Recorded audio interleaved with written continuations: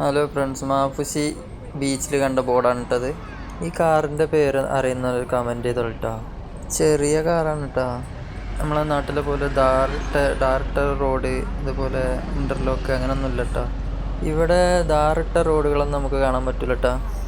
ഇവിടെ അധികം ഇൻ്റർലോക്കാണ്. പക്ഷേ ഈ ഐലൻഡ് ഫുള്ള് തന്നെയാണ്, മണലാണ്. പിന്നെ അടിപൊളി ഒരു പാർക്കുണ്ട് കുട്ടികൾക്ക് കളിക്കാൻ പറ്റിയ. അതിൽ തന്നെ സ്വിമ്മിംഗ് പൂളെല്ലാം ഉണ്ട്. ഇത് ഇവിടുത്തെ ടാക്സിയാണ്, നമ്മുടെ നാട്ടിലെ ഓട്ടോറിക്ഷ പോലെ. ബിക്കിനിയുടെ ബോർഡ് വെക്കാനുള്ള കാരണം 100% മുസ്ലിം കൺട്രിയാണ് മാലദ്വീപ്സ്. നമ്മുടെ നാട്ടിൻപുറത്ത് കാണുന്ന പോലെ ഇവിടെയും കുറേ തെങ്ങുകളുണ്ട്. ഈ പാർക്കിൽ കയറണമെങ്കിൽ ചെരുപ്പ് ഊരിയിട്ട് വേണം കേട്ടോ കയറാൻ. അങ്ങനെ പാർക്കിൽ കുറേ നേരം സ്പെൻഡ് ചെയ്തു.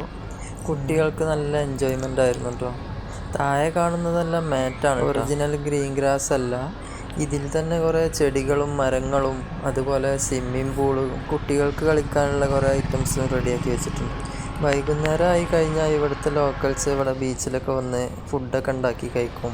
അതുപോലെ ഫുഡ് ഉണ്ടാക്കി കൊണ്ടുവന്ന് ഇവിടെ നിന്ന് ഇരുന്ന് കഴിക്കും. നമ്മുടെ നാട്ടുകാരെല്ലാം ഇതുപോലത്തെ സ്ഥലങ്ങളിലേക്ക് ട്രിപ്പ് വരുമ്പോൾ ഇവിടുത്തെ ലോക്കൽസ് ട്രിപ്പ് പോകുന്നത് UK, മലേഷ്യ, ജർമ്മനി ഇതുപോലത്തെ സ്ഥലങ്ങളിലാണ് കേട്ടോ. അപ്പോൾ പറഞ്ഞതുപോലെ വീഡിയോ സപ്പോർട്ട് ചെയ്യാൻ മറക്കല്ലേ.